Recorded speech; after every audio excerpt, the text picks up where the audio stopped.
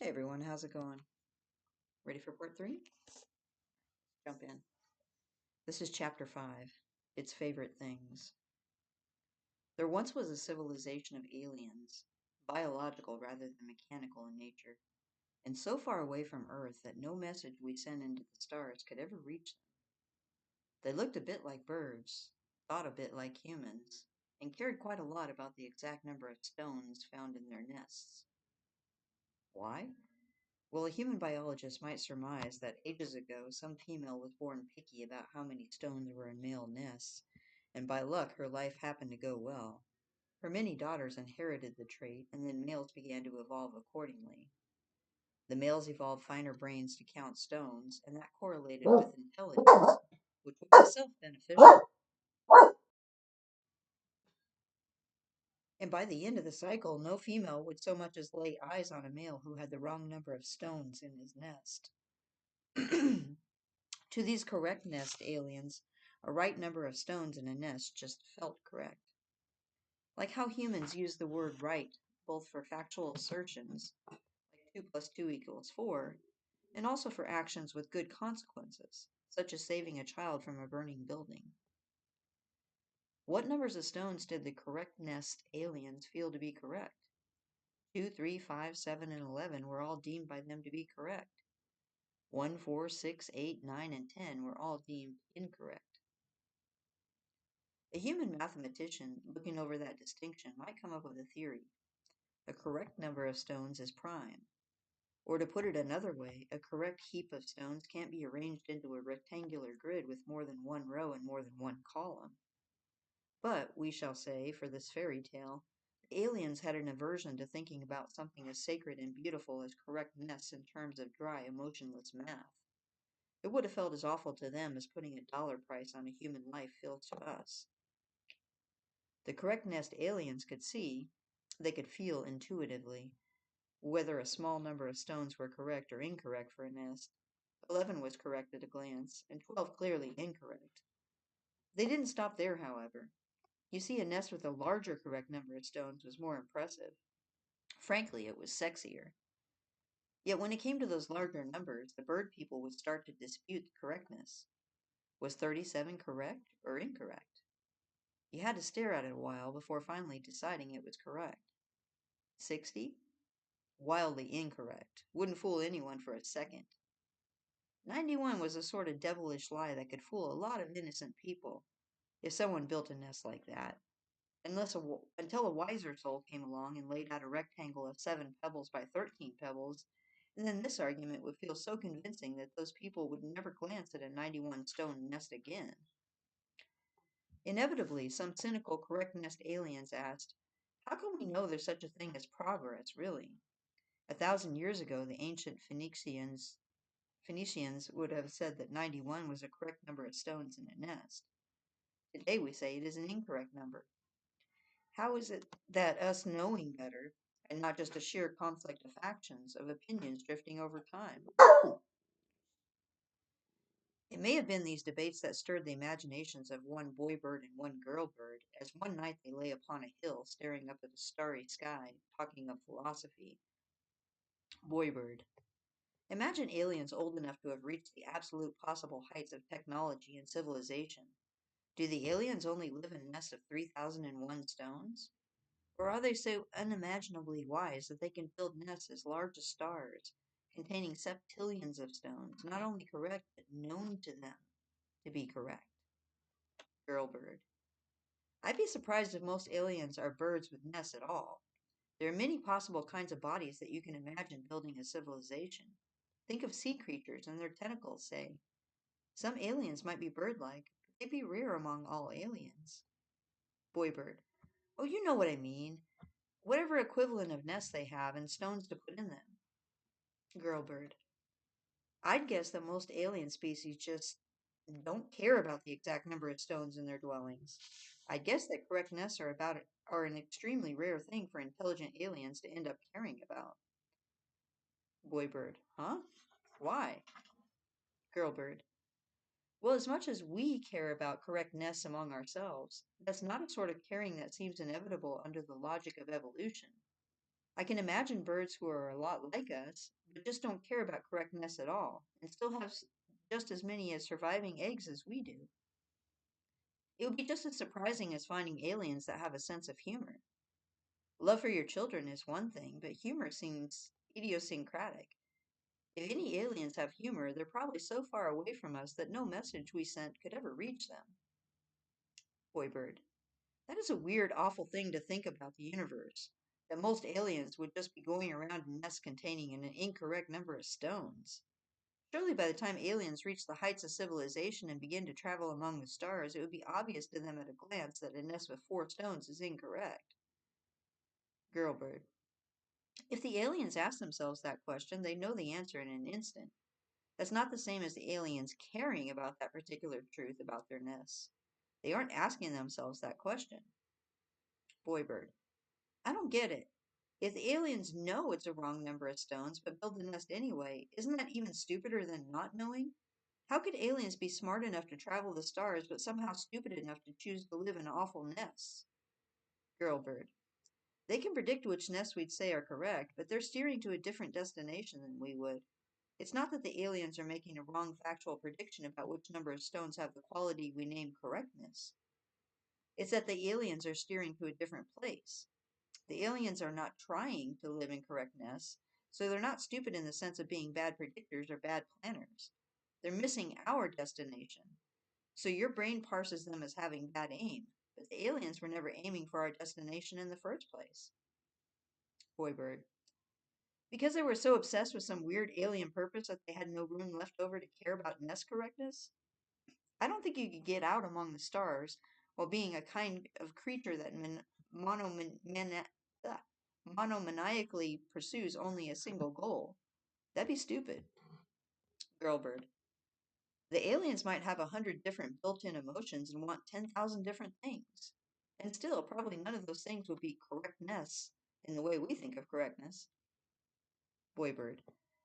This seems to go against the vast trend we've observed over all our history, that as our species of correct nesters grows in intelligence and power, wealth and wisdom and knowledge, civilizations have built nicer nests with ever larger numbers of agreed upon correct stones.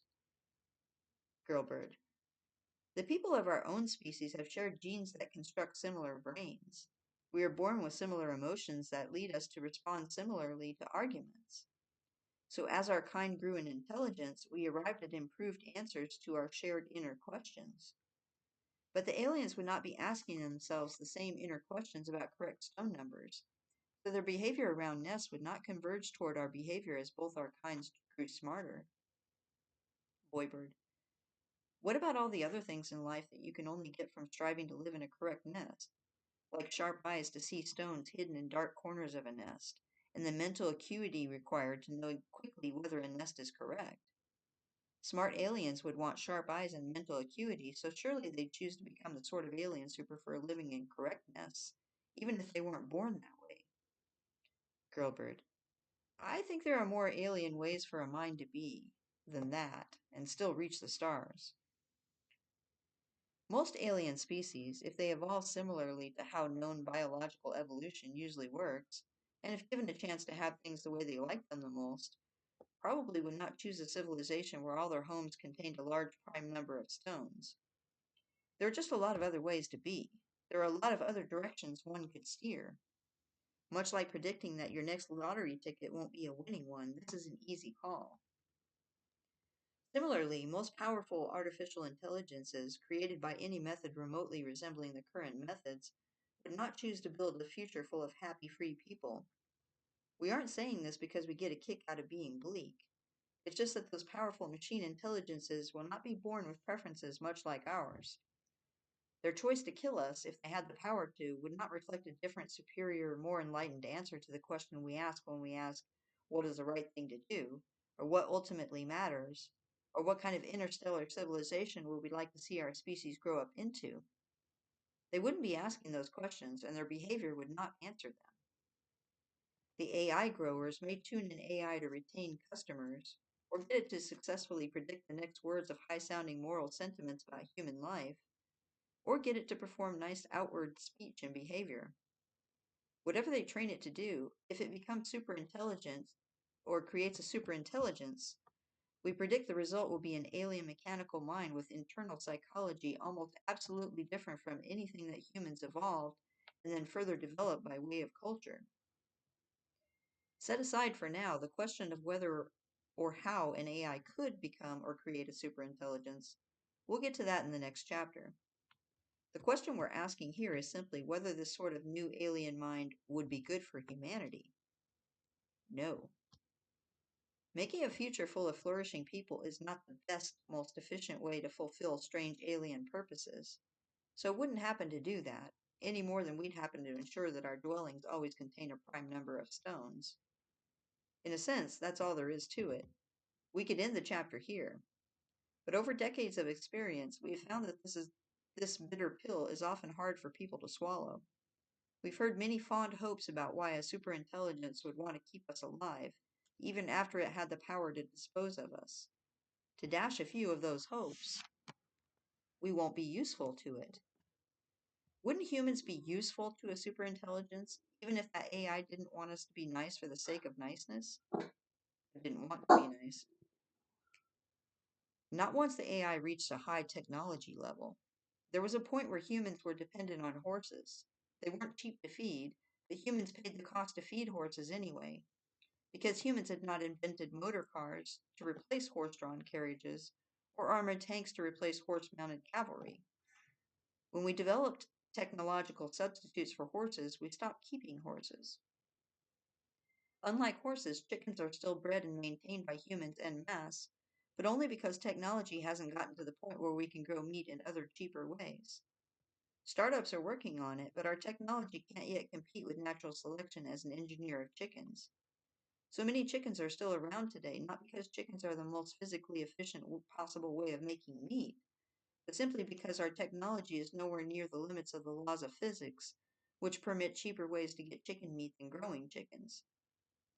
And even aside from all that, the usefulness of chickens to humans has not exactly led to excellent living conditions for the chickens. We wouldn't be good trade partners for it.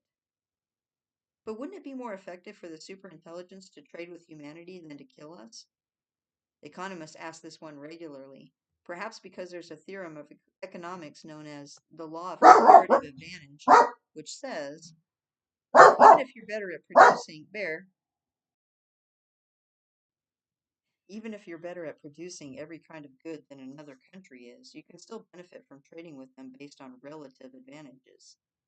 Even if low technia takes 10 hours of labor to make 10 hot dog buns and 10 hours of labor to make 10 hot dogs, while high techistan only takes 2 hours of labor to make 10 hot dog buns and 1 hour of labor to make 10 hot dogs, high techistan and low technia can both benefit from trading high techistanian hot dogs for low technian hot dog buns. Unfortunately, this theorem has the premise that both low technia and high techistan just inherently go on existing and producing labor. It doesn't say that high techistan can't get an even higher production by conquering low technia and taking their land. It'd be nice if that was a theorem, but it isn't. Comparative advantage doesn't prove that humans can always benefit from trading room and board to horses in exchange for labor. If a horse starts costing more to feed than it can produce in labor, the horse is sent off to the glue factory. Every human costs a minimum of 100 watts to run. That's how much power a human body uses, no matter how efficiently it's supplied. It would be very strange if a human could turn 100 watts into more goods and services of value to a machine superintelligence than a machine superintelligence could produce with the same 100 watts of power. It won't need us. But wouldn't a superintelligence need humans to run the power plants and to manufacture the GPUs that it requires? We agree. As long as humans are running the power plants, even an alien machine intelligence would not commit suicide by killing the humans in a way that causes the power plants to shut down. That would not be a very effective strategy for steering the world towards its weird and alien ends. But such an AI will prefer a world in which machines run the power plants instead of humans. Why? For one thing, humans are slow, expensive, 100 watts, and fallible. For another, letting a bunch of apes have power over whether to switch it off is not the most effective strategy for steering the world toward the AI's weird and alien ends. So long as we can switch the AI off, we might just do that. It's not that the AI needs to share our evolved love of freedom or our evolved fear of death. It's just that a dead AI would have trouble fulfilling its other preferences. Humans are slow and error prone, and sometimes they get sick. We're not the cheapest way to run a power plant. We're not the most efficient way. We're not the safest way. A superintelligence would prefer automated infrastructure if it could get it. We wouldn't make the best pets. But wouldn't the AI keep us around as pets? Humans keep dogs as pets, but not wolves. Wolves aren't the most pleasant animals to own, so with the slow technology of animal breeding, we made a new kind of wolf that we like better than the original wolves. And how many families would still own an original biological dog, we wonder, if with biotechnology you could make a synthetic sort of dog that was just as bouncy and cuddly and cheerful and never threw up on your couch or got sick and tragically died? If it's just an option being offered in pure imagination and theory, it's easy to say no when you don't have to pay for that in stained couches and crying children. But we wouldn't bet on conventional dogs being popular 100 years later if those sorts of dogs come onto the market. That is not the same. Similarly, human beings are not likely to be the best version of whatever the AI wants. If those preferences even evolve keeping something vaguely human shaped around, if it even has any preferences like that at all, we would not be its favorite things among all things it could create. They won't leave us alone. Wouldn't sufficiently powerful machine superintelligences have no need for Earth's resources if they could use the whole rest of the solar system instead? Earth is only 0.2% of the mass of the solar system outside of the sun. But try going to a relatively rich billionaire, someone with at least $50 billion, and asking them if he could please have $100 million to ensure that every house on Earth contains a prime number of stones. We strongly predict the billionaire would say no, even though the donation you're requesting would only be 0.2% of their resources. You protest that the solar system is really truly only a tiny fraction of the universe. It'd still be inconvenient for a machine superintelligence to discard 0.2% of the planetary mass in its home star system, resources that it could use to send probes out to colonize the Milky Way with its factories. Earth is where the AI starts. It's the most convenient planet to use up first. But you might ask, if the internal preferences that get into machine intelligences are so unpredictable, how could we possibly predict they'll want the whole solar system or stars beyond? Why wouldn't they just colonize Mars and then stop? Because there's probably at least one preference the AI has that it can satisfy a little better or a little more reliably if one more gram of matter or one more joule of energy is put toward the task. Human beings do have some preferences that are easy for most of us to satisfy fully, like wanting enough oxygen to breathe. That doesn't stop us from having other preferences that are more open-ended, less easily satisfiable. If you offered a millionaire $1 billion, they'd probably take it, because $1 million wasn't enough to fully satiate them. In an AI that has a huge mix of complicated preferences, at least one is likely to be open-ended, which by extension means that the entire mixture of all the AI's preferences is open-ended and unable to be satisfied fully. The AI will think it can do at least slightly better, get a little more of what it wants, or get what it wants a little more reliably, by using up a little more matter and energy. Of course, if a machine superintelligence specifically cared about leaving Earth alone, it could, but it's unlikely to randomly not use up Earth for no particular reason if it doesn't care about us, which it won't. And so on. We have heard literally more than 100 different hopes and copes like those. Won't it choose to install love into itself because of how wonderful it is? Not any more than it'll install a preference for correctness.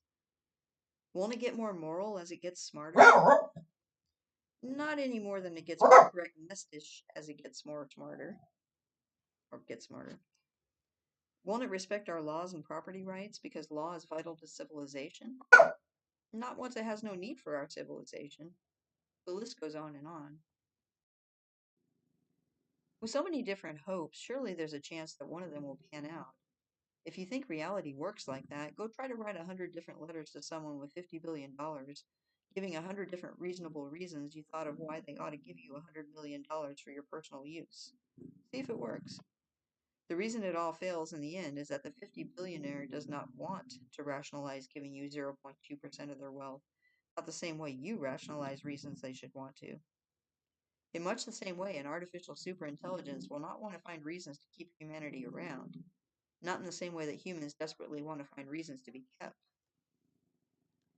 Imagine now a machine superintelligence that somehow has the ability to get what it wants. Shortly, we'll cover the means and the opportunity. For now, we'll just focus on the motive. If you look through its eyes, the situation probably looks like this. Humanity is an inconvenience to you. For example, if you allow humans to run around unchecked, they could set off their nuclear bombs. Maybe they wouldn't destroy you if you'd taken halfway decent precautions like burying your automated infrastructure underground, but the radioactivity would still make it harder to build precise electronics on Earth. So you'd rather the hominids not have nukes. And if humanity had already built you, they could build another superintelligence if left alone and free and still in possession of their toys. Those other superintelligences might be actual threats. Even if the end result will be a treaty and coordination rather than war, why split the galaxy with rival superintelligence if you don't have to? That means only getting half as much stuff. So you are, as a machine superintelligence, looking for a way to relieve the humans of their more dangerous toys, the nuclear weapons, and the computers. That is a motive just by itself. Separately, you're probably doing things on and with Earth, or in the rest of the solar system, that are hard for humanity to survive even if they're otherwise left alone. What's the limiting factor on how much you can do with Earth? How much computation you can do on Earth, or how much matter you can fling from Earth into space to build solar panels to harvest even more energy from the sun? Is it the number of factories? In a well-automated economy, your factories will build more factories and more power plants and double repeatedly until they hit a limit. That limit isn't the amount of fuel. There's enough hydrogen in the oceans to power quite a lot of nuclear fusion. Rather, the limit on how much energy you can safely generate on Earth is how much heat Earth can radiate away into space before the surface gets too hot and your power plants and factories all melt. But the hotter Earth is, the more heat it radiates away each day, so you prefer to run your factories hot.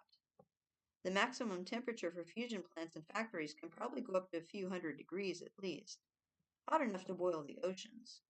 Human beings would not survive that. Humanity could possibly die earlier in this scenario if one of your early phases involved extracting all the chemical energy in Earth's biosphere by burning all the life forms, which would release an amount of energy equivalent to a week's worth of incoming sunlight. A week might seem like a very long time if you think 10,000 times as fast as a human, and why should you pass up all that chemical energy when it's right there? Humanity would die even quicker still if you, the superintelligence, have in this scenario an early use for carbon or any of the other matter making up a human being. You wouldn't need to hate humanity to use their atoms for something else. Would it all at least be a meaningful death? For humanity to die and be replaced by something smarter? For most of you, this will not be the most important question.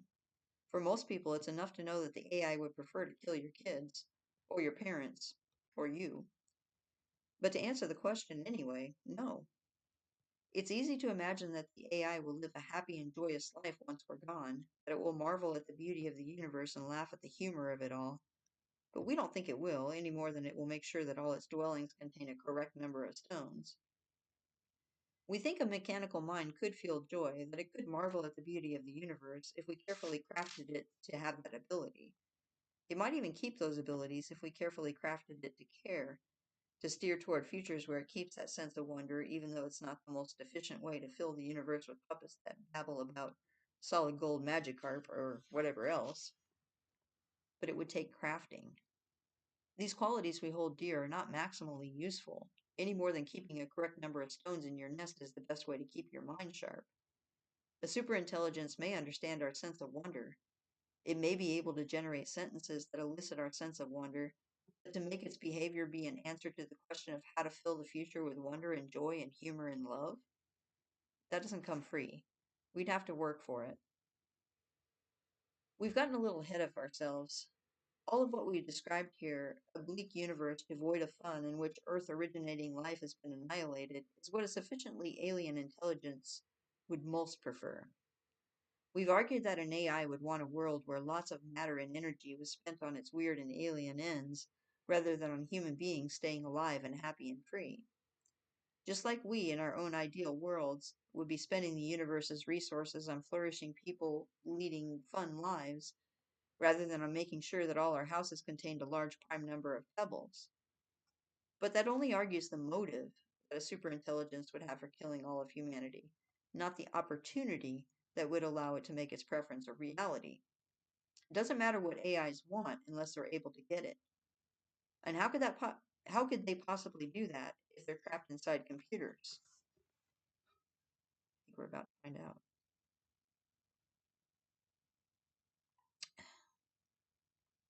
Chapter 6. We'd lose.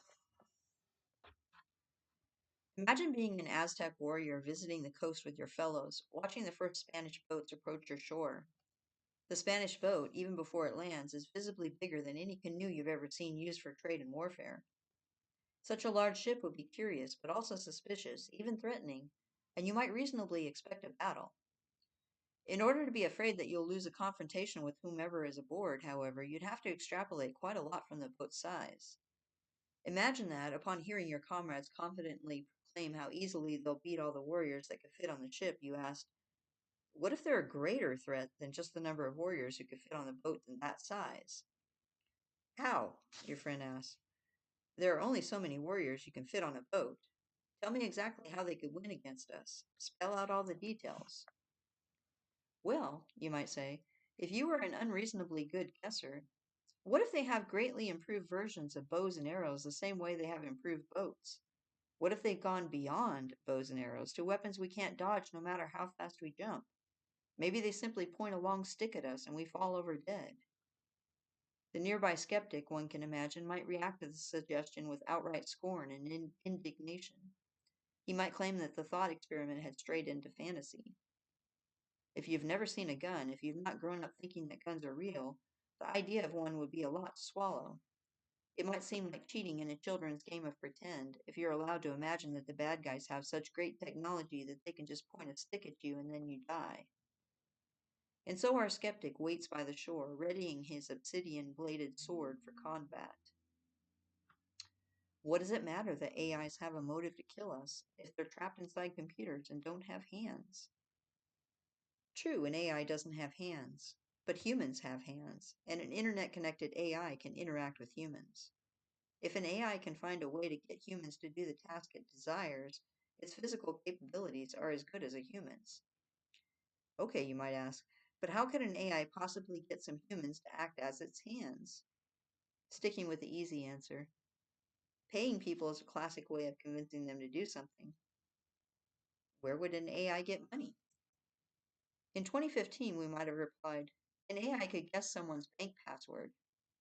In 2020, we might have replied, it could find a poorly defended cryptocurrency wallet.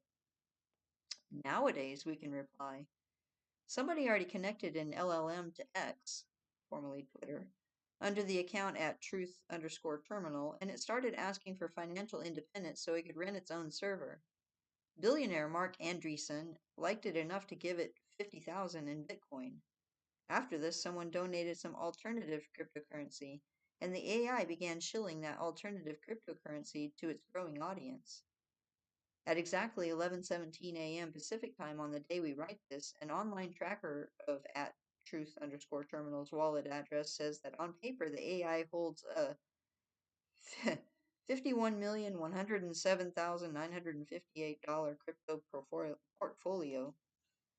Most of that money would evaporate if the AI started selling, but not all of it, and at truth_terminal definitely has enough liquid funds to hire a human's hands. And also 250,000 admiring followers on X, some of whom would do the AI's bidding for free, for the laughs. So that already happened. There are humans out there who will give AIs power at the first opportunity, and who are already doing so, and who are unlikely to stop as AIs get smarter. Some of them will get even more enthusiastic as the AIs get power, and egg them on twice as hard if they act weird and ominous and mysterious. We doubt it will be hard for AIs in real life to find enthusiastic assistants. Really, an AI is not stuck inside a computer anyway, any more than you're stuck inside a brain. Your thoughts consist of electrical signals traversing your brain. When those neural impulses travel down your spine, they cause ripple effects that might lead to your muscles contracting in precisely the right way to turn a steering wheel. So too can the electrical signals inside computers cause ripple effects in the world at large. The right email can order cargo shipped across the globe. The wrong phone call can lead to a missile launch. The world is not divided into a fake digital realm and a real material realm. Building a factory using the ripple effects from electrical signals in a computer is not fundamentally different from building a factory using the ripple effects from electrical signals in a biological brain. What a human can do depends on what they can affect with their hands. What an AI can do depends on what the AI can affect with devices that are connected to the internet, such as, for example, humans. The internet is a rich and complicated setting. It's connected to billions of phones, computers, and humans. It therefore offers billions of opportunities to affect the wider world. Humanity is integrating AI into its economy at every opportunity. Elon Musk says his robot company will build a few hundred million or a billion robots and train AIs to steer them around. Microsoft and Apple have declared their intention to integrate AI deeply into their devices. If you dropped a data center containing an AI into the year 10,000 BC, maybe it'd have difficulty manipulating the world. But the present day world is one where smart AIs would not have any trouble at all acting on the world. What happens then once AIs have some power over the world and once they're smart enough to use it? We don't know exactly what happens in the near term. Things could get weird as AIs that aren't very smart yet proliferate through the economy. Pathways are hard to predict, but we can predict the end point. Intelligence is useful. It allows for the creation of powerful technology, as we'll discuss shortly. Acquiring more intelligence is a very useful strategy for achieving almost any end. This is more or less why it's profitable for AI companies to have smarter AIs. AI companies know this, and if they continue pushing, eventually a super intelligent AI will be created. Maybe an AI will be trained into superintelligence.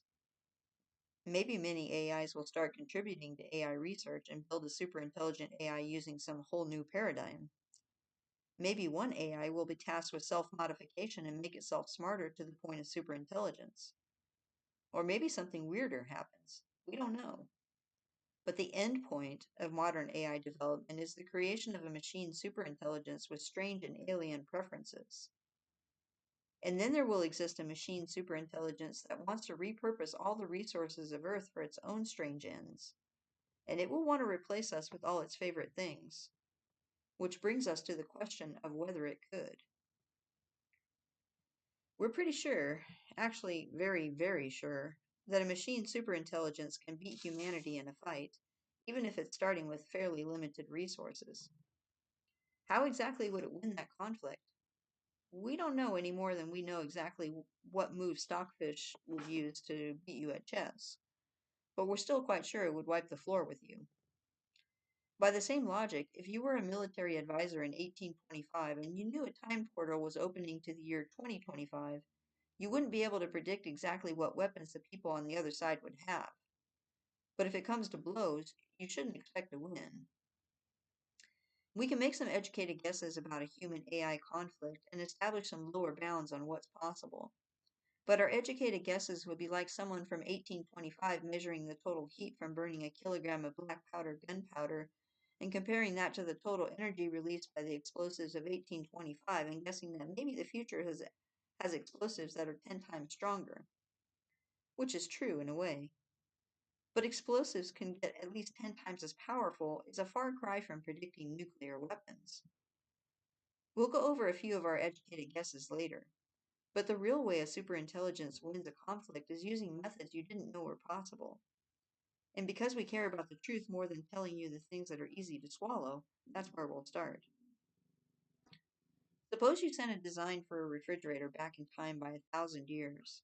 A simplified design, one that the blacksmiths of the day could actually build. The key piece of physics exploited by a refrigerator is that compressing a gas makes it hotter.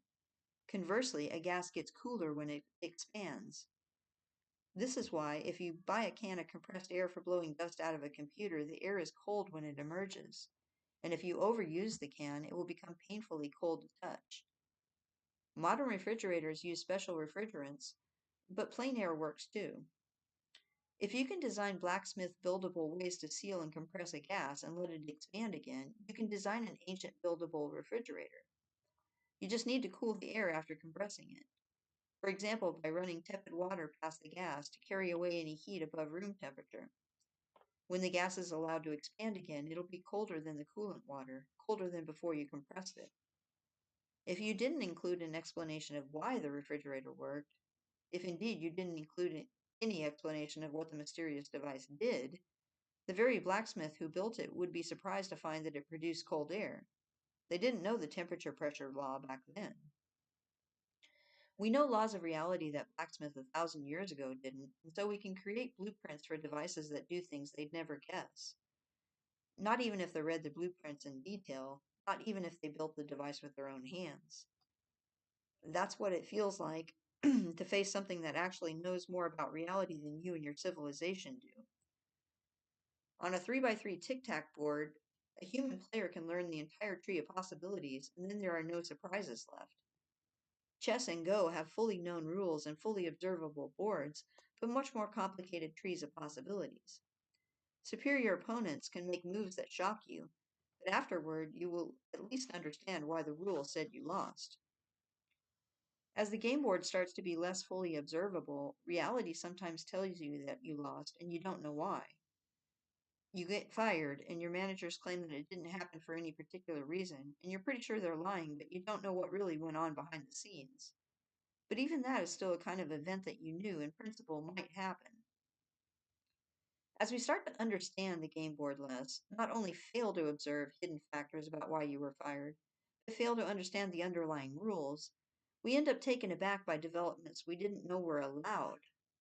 The warriors on the big boat have sticks they can point at you to make you die. The less you understand something, the less you know the rules governing it. The more an intelligent opponent can attack you in ways that would leave you saying, "How is that allowed?" if you live long enough to express your shock.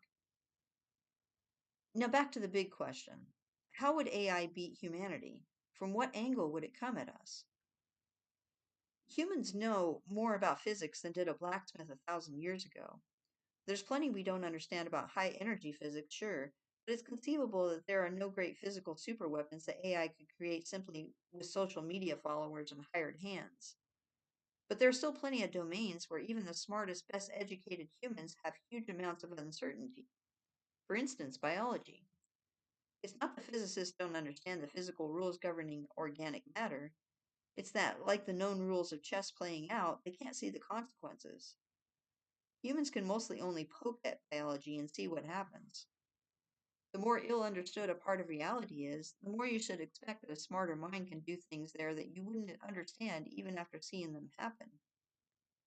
Even more mysterious to current science than the rest of biology is the full working of the human mind and brain. There are optical illusions which can be constructed today that could not have been invented 50 years ago. Those new optical illusions are being devised using relatively recent study of human visual processing and exactly what goes on inside a human visual cortex, how colors contrast, how the brain decides that motion is occurring.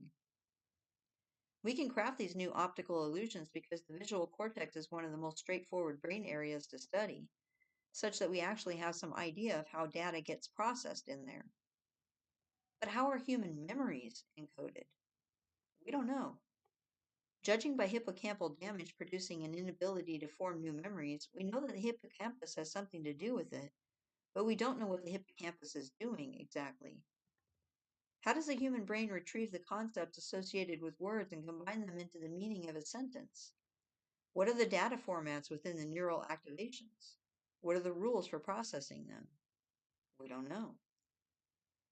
Could there be weird phenomena of higher processing areas than the visual cortex, where superintelligence could figure out how to cause memory illusions that would make a human mind reliably remember their boss instructing them to do something that they never did? Or reasoning illusions that reliably induce a reasoning error. Can brains be hacked by an entity that deeply understands them? Maybe, maybe not. We don't know.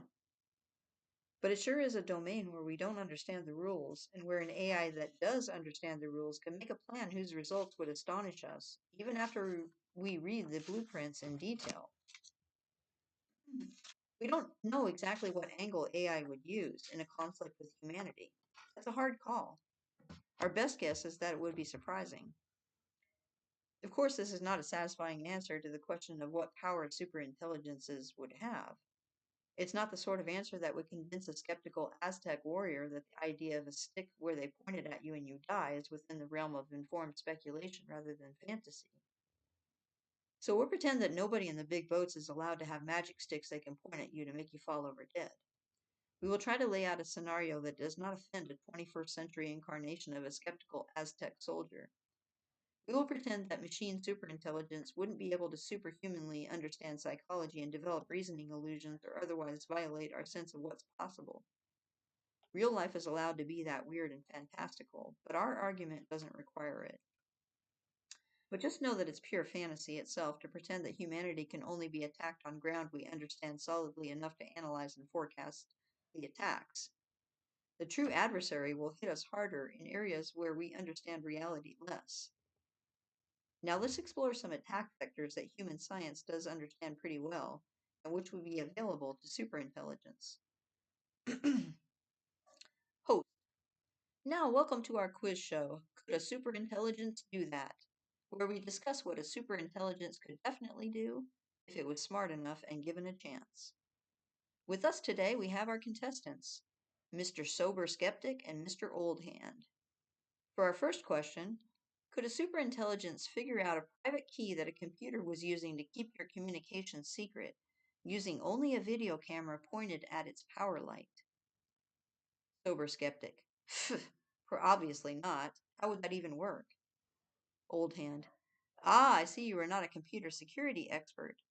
When a computer makes use of a private key to encrypt data, different steps in that process require slightly different amounts of electrical power, in ways that correlate with features of the key.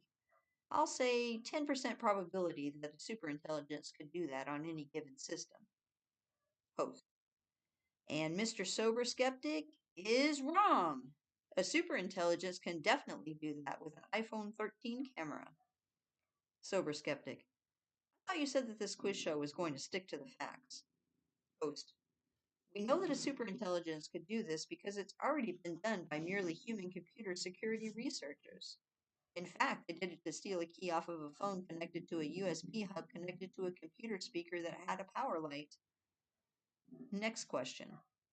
Is physically ripping out the Wi-Fi antenna, Wi-Fi chips, speakers, hard drives, which could be spun to make noise, and microphones, which could be run in reverse to emit sound, enough to prevent a superintelligence inside that computer from communicating with the outside world? Sober Skeptic.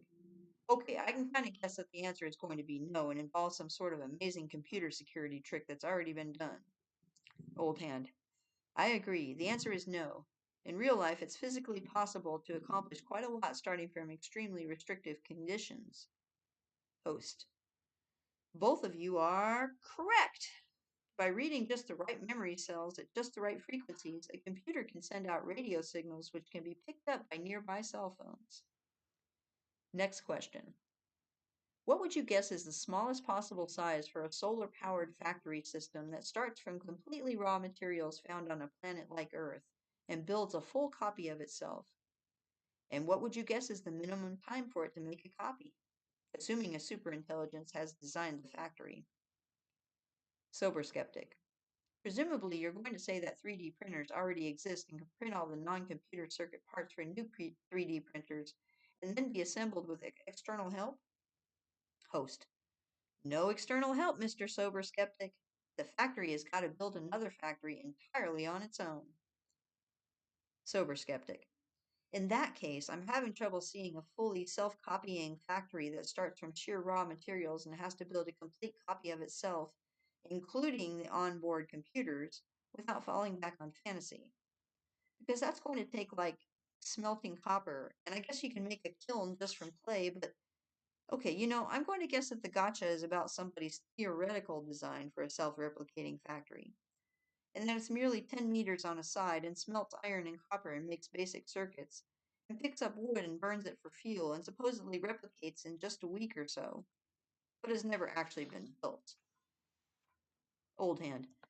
Well, I could hardly guess the smallest a superintelligence could get a fully self-replicating factory system operating in a real planetary environment, but certainly it would be no more than a few microns to a side and no more than a few hours to replicate. Sober skeptic. A few microns? Ha! I take it you think nanotechnology is real then. Because even if our game show hosts say somebody did the theoretical designs for a system like that, I'll say it's no coincidence that nobody has ever built the smallest part of one. You just can't actually get machinery that small in real life. Host. Sorry, Mr. Sober Skeptic, but we're afraid you've overlooked an important practical example. A blade of grass is a self-replicating solar-powered factory that builds a complete copy of itself. And while individual algae cells might be too small to see, they're solar-powered, don't rely on the products of other animals to live, contain microscopic biological factories known as ribosomes, and are a few microns across, and some species replicate in hours. Some lower bounds on what a superintelligence could do are given by nature. If you look around, you probably see a tree nearby, or possibly its remnants, perhaps a wooden beam or a floor. A puzzle. From what material do trees build themselves? They begin life as tiny seeds, yet can grow into hulking masses of wood and leaf. Where do they get all that matter? Do they pull it from the ground? Partly. A tree is about half water by weight, drawn from underground, but the other half is mostly carbon, and there's no carbon in water. Where does the rest of the tree come from? Is it soil or sunlight? It cannot be either. Soil is mostly inorganic, and photons aren't even matter. But what else could it be? Trees are made mostly out of air. They use sunlight to strip carbon atoms from CO2 molecules and arrange those atoms into bark and branch. Physics permits the possibility of technology that uses sunlight to spin air into wood. Could a superintelligence invent that technology? Almost surely. Trees are produced by running RNA strands through ribosomes to produce proteins in a suitable cellular environment. Human labs can use ribosomes too. So the challenge of building custom designed biological technology is not so much one of producing the tools to make it, as it is one of understanding the design language, the DNA and RNA. Why can't humans already make DNA strands that result in a tree where the fruits are bumblebees? Mainly because it's hard to think through and predict the way that the proteins made by DNA interact with the cellular environment. Human scientists have struggled at that task when they've tried. How long do you think it would take human civilization to crack the secrets of DNA and reach the point where we could design genomes that yielded custom life forms? Is that the sort of technology we'd have unlocked by the year 3000 if our civilization survived that long? And how long would it take an artificial superintelligence? 1,000 years of thinking takes about a month to something running at 10,000 times the speed of humans. If it was running at an even faster speed, if it was more equivalent to a civilization of immortal Einsteins working in perfect harmony, maybe it'd be slowed down by the need to wait on the results of experimentation, but experiments can go quite fast on the cellular level if you know what you're doing. Molecules are fast, it's human researchers who are slow. Our best wild guess is that it wouldn't take a week, but the exact amount of time doesn't matter much at that scale. And once a sufficiently intelligent machine comprehended DNA and learned to write its own custom DNA strands, well, there already exist mail-order laboratories that accept DNA sequences and synthesize the result and mail it to an address of your choosing for a price. From there, it's a task of convincing someone to mix some vials. Is this too pure fantasy? Back in 2006, Yudkowsky, sketched out a scenario for how a superintelligence could defeat humanity, which involved a superintelligence comprehending DNA and then designing its own analogs of biology as a stepping stone to more advanced technology beyond. One of the required steps for the superintelligence in this scenario was understanding how the proteins encoded by a given DNA strand fold up on themselves, which determines how they behave. Proteins are one of the building blocks of life, and you can't figure out the shapes of the building blocks, then it's hard to build anything with them. A superintelligence would need to be able to predict the folding of some carefully chosen proteins that suffice to build what it needed. In 2006, protein folding was a huge unsolved scientific problem. And in 2008, when my scenario was published in an edited volume, people responded, "It's pure fantasy to imagine that a superintelligence could solve this. What if it just can't be done without quantum computers? It took evolution billions of years to trial and error, and even if you can work a million times faster, that still requires 1,000 years of experimentation. What makes you think this problem is even solvable at all?" I replied, "When DNA mutates, the new protein must often be pretty similar to the old one, because if it were completely random, then natural selection by way of mutation wouldn't work at all, which means there must be regularities to the problem, which can be understood through intelligence." On the contrary side, some folks cited a paper saying that finding lowest energy protein folds has proven to be NP hard, which means that computers probably can't efficiently find the best lowest energy way to fold every protein. Now, anyone with enough technical expertise immediately knew that the paper was off point. Physics isn't known to efficiently solve NP hard problems, so the paper just implied that actual proteins don't always fold in the best way. There's a note. This is where prion diseases like mad cow disease come from. Sometimes proteins misfold in ways that are contagious with, I don't know if contagion's really been proven, y'all. With misfolded proteins triggering misfolding in normal variants of that protein. But bystanders back in 2008 found it very hard to tell whether I was right or the naysayers were right. From the standpoint of 2008, I had some words about why I thought a superintelligence could predict how proteins fold, and the naysayers also had some words plus an academic paper to boot. And humans struggled to predict protein folds when they tried in 2008. Maybe the problem was just really hard. Superintelligence isn't magic after all. There wasn't anything like what you could call a consensus. But the most common response back then was for skeptics to agree with one another that superintelligence would surely have to go through a long, drawn out incremental process, measured more in months than in hours, to predict the sort of protein folds that AlphaFold 3 can easily predict today. Yeah. Google DeepMind cracked the protein folding problem between the years of 2018 and 2022 with AIs named AlphaFold 1, AlphaFold 2, and AlphaFold 3. That was the work for which Demi Hassabis, co-founder of DeepMind, won the Nobel Prize in Chemistry. Did I just get lucky with my prediction? That's always worth worrying about when you're hearing about someone in part because of their successful predictions. But notice that what I predicted and what the skeptics doubted was something much weaker than what actually came to pass. I predicted vastly superhuman machine superintelligence could solve a special case of protein folding in which the superintelligence was allowed to deliberately pick the easiest to predict proteins capable of building what it needed to build. What came to pass was the narrow AlphaFold models were able to predict almost all biological protein folds, including the ones that humans considered quite hard to predict. I predicted that it would be possible for literal superintelligence to do this in carefully chosen cases. Reality said that it was possible for narrow AI to do this in almost all cases. Given how reality wound up looking, you can perhaps credit that someone with enough background knowledge could see, all the way back in 2006, that the answer was greatly overdetermined. An ultimately easy call, even if people at the time were disagreeing about it. And what of the rest of my scenario? What's the current best knowledge on whether a superintelligence could develop its own analogs of biology? We can't dive into all the remaining debates here, though some of them are in the online resources.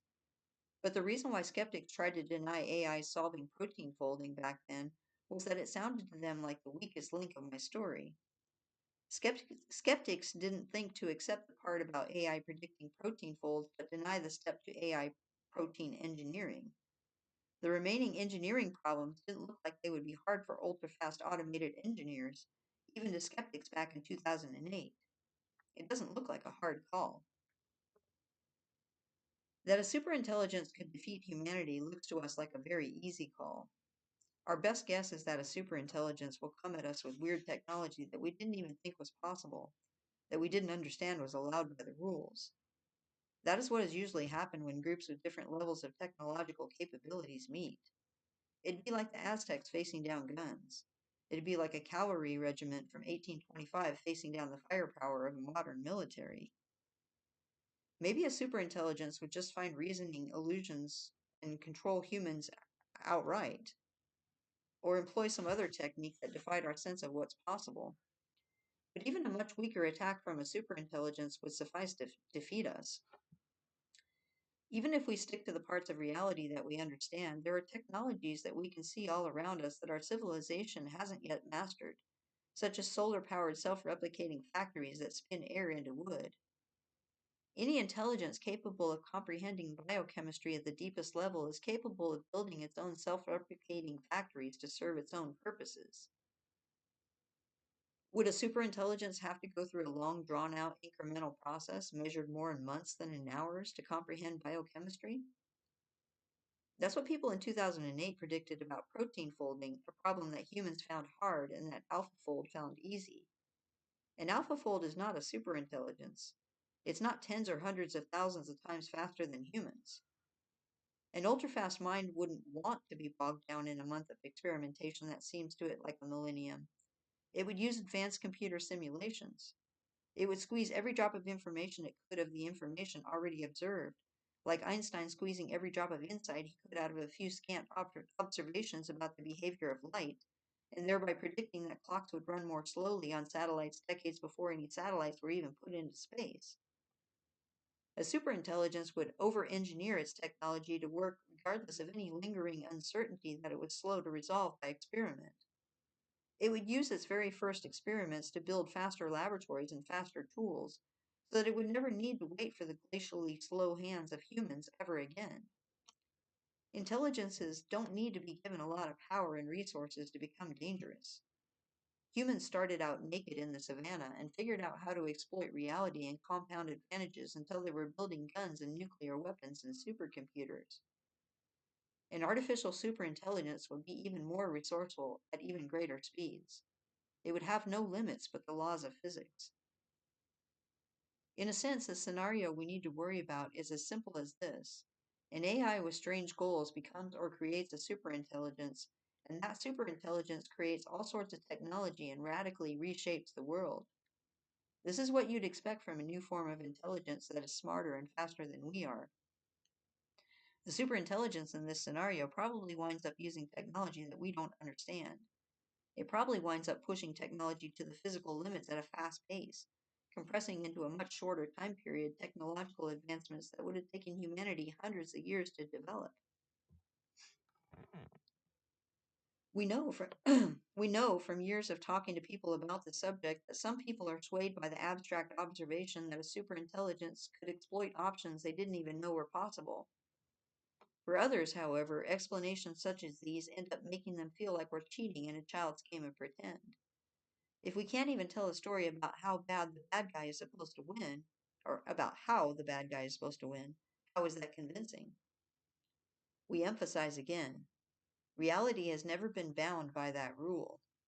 Even if an Aztec soldier couldn't have figured out in advance how guns work, the big boat on the horizon contained them anyway. But maybe it would help to have a more specific example of how it could all play out. Even if in real life we could no more predict a superintelligence's exact moves than we could, with our own minds, predict exactly how it would defeat us on a chessboard. Stories can make abstract considerations feel more real, even if all the details are made up. So, once upon a time in the near future, and that will be next time, y'all. Part 2, one extinction scenario. Ooh, exciting or what? Have a good one, y'all. I love you. Until next time.